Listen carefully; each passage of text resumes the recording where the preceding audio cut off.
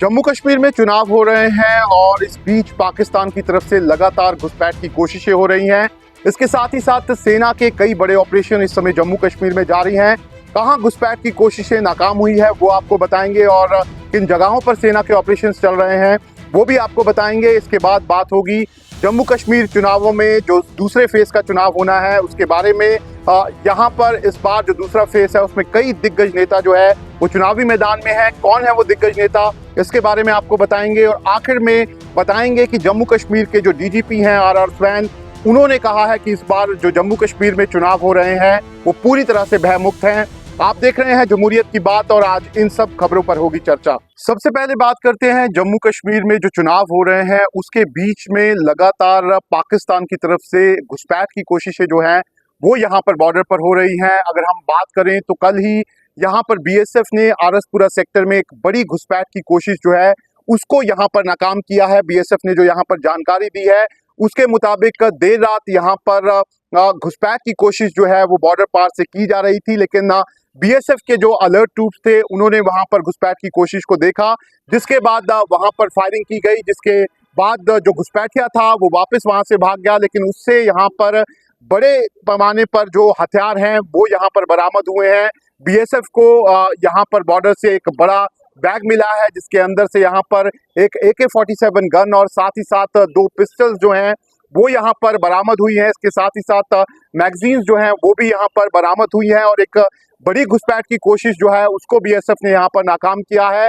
इसके साथ ही अगर हम बात करें तो पुंछ में जो LOC का एरिया पड़ता है वहां पर भी बीएसएफ ने और साथ ही साथ सेना जो है उन्होंने वहां पर एक घुसपैठियों को गिरफ्तार करने में कामयाबी हासिल की है। जो खबर है उसके मुताबिक LOC पर सेना जो है उसने यहाँ पर एक शख्स को एक LOC के नजदीक वहां पर देखा, जिसके बाद जब सेना ने उससे पूछताछ की तो पता लगा कि वो पाकिस्तान की तरफ से यहाँ पर आया है।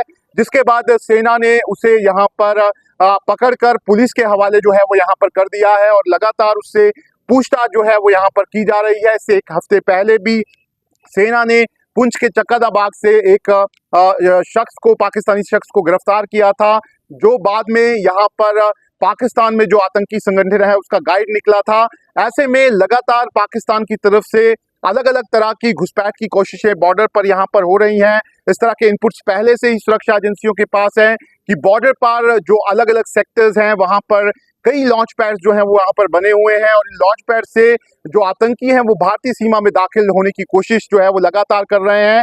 और घुसपैठ के लिए पहले ये जो आतंकी हैं कहीं ना कहीं गाइड जो हैं उनको वहां पर आगे भेजते हैं और ये गाइड जो है इस समय यहाँ पर पकड़े गए हैं। ऐसे में सुरक्षा एजेंसीज और जो सेना है वो बॉर्डर पर हाई अलर्ट है और पाकिस्तान की तरफ से जो कोशिश हो रही है उन्हें यहाँ पर नाकाम किया जा रहा है। इसके साथ ही साथ सेना के जो बड़े ऑपरेशंस हैं इस समय किश्तवाड़ और रियासी में यहाँ पर चल रहे हैं।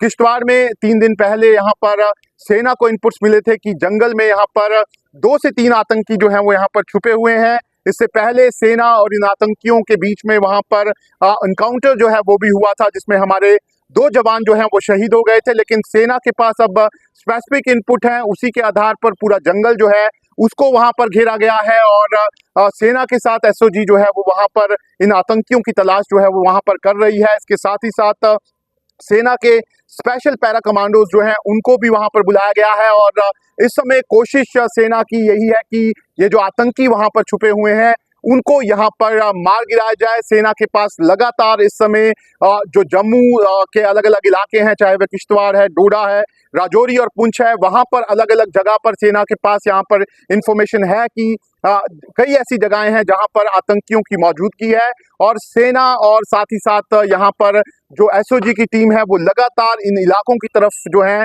वो यहाँ पर आगे बढ़ रहे हैं ताकि ये जो आतंकी छुपे हुए हैं इनको जल्द से जल्द यहाँ पर मार गिराया जाए। ऐसे में चुनावों के बीच में यहाँ पर सेना के ऑपरेशंस जो हैं वो भी लगातार जारी हैं। सेना के पास पहले से ही इस तरह के इनपुट हैं कि जो जम्मू रीजन के अलग अलग एरियाज हैं वहां पर 50 से 60 विदेशी आतंकी आने में कामयाब रहे हैं और यही कारण है कि सेना को मिले इनपुट्स के बाद अब जितने भी इलाके हैं उनको यहाँ पर सेना ने कॉर्डन किया हुआ है। अलग अलग इलाकों में सेना की रीडिप्लॉयमेंट जो है वो यहाँ पर हो चुकी है और जिन जगहों पर भी सेना को ये पता लग रहा है कि यहाँ पर आतंकी हो सकते हैं वहां पर सेना अपने ऑपरेशंस जो है वो यहाँ पर लगातार चला रही है। इस बीच यहाँ पर जो सुरक्षा एजेंसियां हैं उनके पास पहले से इस तरह के इनपुट हैं कि जो ये चुनाव हो रहे हैं उसमें भी खलल डालने के लिए ये आतंकी किसी बड़े हमले को अंजाम दे सकते हैं।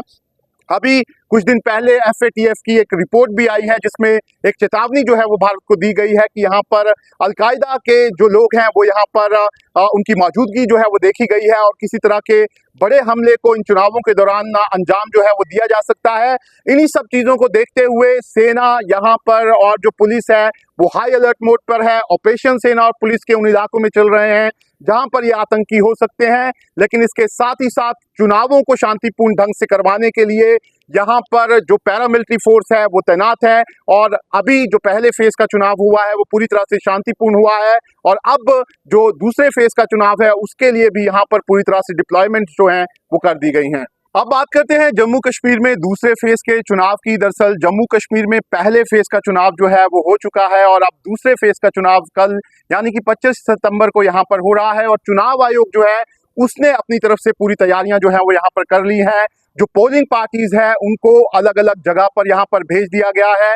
इसके साथ ही साथ जो सुरक्षा बल हैं खासतौर पर जो पैरामिलिट्री है उनको भी अलग अलग पोलिंग स्टेशंस पर यहाँ पर तैनात कर दिया गया है। खास तौर पर जितने भी सेंसिटिव पोलिंग स्टेशन पड़ते हैं, खास तौर पर जो जम्मू की 3 डिस्ट्रिक्ट्स हैं राजौरी, पुंछ और रियासी, जहां पर कुछ समय पहले यहाँ पर बड़े आतंकी हमले हुए थे, वहां पर जो है वो जो अर्धसैनिक बलों की जो डिप्लॉयमेंट है वो थोड़ी ज़्यादा की गई है ताकि किसी भी तरह के खतरे से वहां पर बचा जा सके। इसके साथ ही साथ अगर हम इस दूसरे फेज के चुनावों की बात कर लें तो ये जो फेज है इसमें 26 सीटों पर यहाँ पर चुनाव हो रहा है। करीब 25 लाख से ज़्यादा मतदाता जो हैं वो इन चुनावों में यहाँ पर अपने मत का इस्तेमाल जो है वो यहाँ पर करने वाले हैं और करीब 239 उम्मीदवार हैं जो इस बार दूसरे फेज का जो चुनाव हो रहा है उसमें यहाँ पर चुनावी लड़ाई जो है वो यहाँ पर लड़ रहे हैं। लेकिन ये जो दूसरे फेज का चुनाव है ये काफ़ी इंटरेस्टिंग इसलिए है क्योंकि इसमें बड़े बड़े दिग्गज नेता जो है वो चुनावी मैदान में है और उसमें सबसे बड़ा नाम जो है वो जम्मू कश्मीर के पूर्व मुख्यमंत्री उमर अब्दुल्ला का है जो गांदरबल सीट से यहाँ पर चुनाव मैदान में है और उनके साथ 14 अन्य यहाँ पर लोग हैं जो चुनावी मैदान में है। और इस बार ये पहला मौका है जब यहाँ पर सर्जन बरकाती जो कि अलगाववादी नेता है अभी भी जेल में बंद है, वो उमर अब्दुल्ला के खिलाफ यहाँ पर चुनाव मैदान में उतरे हुए हैं और जेल से ही वो यहाँ पर चुनाव जो है वो लड़ रहे हैं। उसके साथ ही साथ PDP के बशीर मीर जो हैं वो भी यहाँ से एक स्ट्रॉन्ग कंटेंडर जो है वो यहाँ पर बताए जा रहे हैं। ऐसे में ये सीट जो दूसरे फेज में होने वाला चुनाव है उसमें काफ़ी महत्वपूर्ण है। इसके साथ ही जो सबसे महत्वपूर्ण सीट है वो नौशहरा की है जहाँ से BJP के प्रदेश अध्यक्ष रविंद्र रैना जो हैं वो चुनाव मैदान में है और उन्हें वहां पर सीधी टक्कर जो है वो नेशनल कॉन्फ्रेंस के सुरेंद्र चौधरी जो हैं वो दे रहे हैं। वहां पर भी मुकाबला दोनों में काफ़ी कड़ा बताया जा रहा है क्योंकि रविंद्र रैना जो है वो जब से यहाँ पर जो प्रदेश के अध्यक्ष बने हैं तब से वो नौशहरा ज़्यादा जा नहीं पाए हैं। ऐसे में जो सुरेंद्र चौधरी हैं वो पिछले 10 से 15 साल से उस इलाके में घूम रहे हैं और माना जा रहा है कि ये मुकाबला जो है वो यहाँ पर काफ़ी मुश्किल जो है वो यहाँ पर रहने वाला है। इसके साथ ही अगर हम बात करें तो कई दूसरे दिग्गज जो हैं वो इस चुनाव में जो दूसरा फेस हो रहा है उसमें चुनावी मैदान में है। इसमें कांग्रेस के प्रदेश अध्यक्ष तारिक अहमद हमीद कारा हैं जो कश्मीर से चुनाव मैदान में है। इसके साथ ही साथ अल्ताफ बुखारी जो अपनी पार्टी के हैं वो भी चुनाव मैदान में है।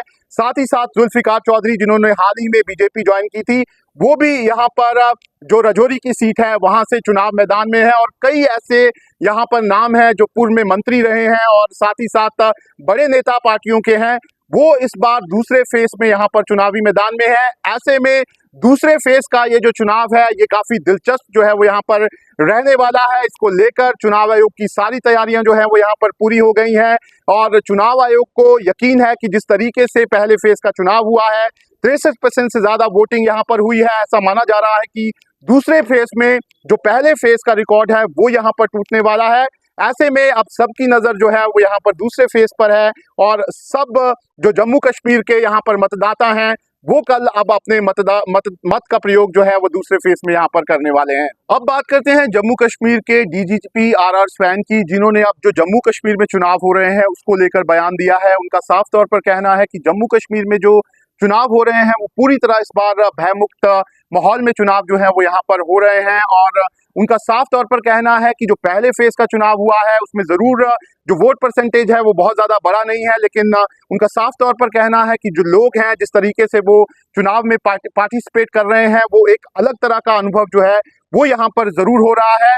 इसके साथ ही साथ आर स्वैन ने ये भी कहा है कि जो इससे पहले यहाँ पर चुनाव होते थे उसमें कहीं ना कहीं लोग जो है वो यहाँ पर डरे हुए होते थे, चुनाव में हिस्सा लेने के लिए वो 100 बार जो है वो यहाँ पर सोचते थे, लेकिन ये पहला मौका है जब लोग जो हैं वो बड़ी तादाद में यहाँ पर बाहर निकल रहे हैं। और उसके पीछे सबसे बड़ा कारण ये है कि लोगों ने अब यहाँ पर अपनी हिम्मत जो है वो यहाँ पर दिखाई है। इसके साथ ही साथ सरकार ने यहाँ पर कई बड़ी कोशिशें जो हैं वो पिछले कुछ समय में यहाँ पर की हैं। इसके साथ ही साथ जितनी भी एजेंसी हैं, चाहे वो प्रवर्तन निदेशालय है या फिर दूसरी एजेंसीज हैं, उन्होंने पिछले कुछ सालों में यहाँ पर बड़े काम किए हैं। उसी वजह से अब जो जम्मू कश्मीर में ये जो चुनाव देखे जा रहे हैं वो बिल्कुल भयमुक्त जो है कहीं ना कहीं यहाँ पर देखे जा रहे हैं। आर स्वैन का ये भी कहना है कि आज जो यहाँ पर प्रत्याशी हैं वो खुलकर लोगों के घर यहाँ पर प्रचार के लिए जा रहे हैं। इसके अलावा बड़ी बड़ी रैलीज जो हैं उनका आयोजन इस समय यहाँ पर किया जा रहा है। इसके साथ ही साथ प्रचार के दौरान यहाँ पर जो लोग हैं वो भी यहाँ पर जो लोग दूसरे लोग हैं उनसे आराम से यहाँ पर जो है वो मिल भी रहे हैं। ऐसे में साफ तौर पर एक माहौल जो है वो यहाँ पर बदला हुआ नजर आ रहा है। और जो जम्मू कश्मीर पुलिस के डीजीपी आर स्वैन, उनका भी साफ तौर पर कहना है कि ये जो चुनाव है इसमें लोग जरूर एक अलग तरह की यहाँ पर लहर जो है वो लोगों के बीच में यहाँ पर दिख रही है। और साफ तौर पर ये एक बदलाव के इंडिकेशन जो है वो यहाँ पर दिख रहे हैं।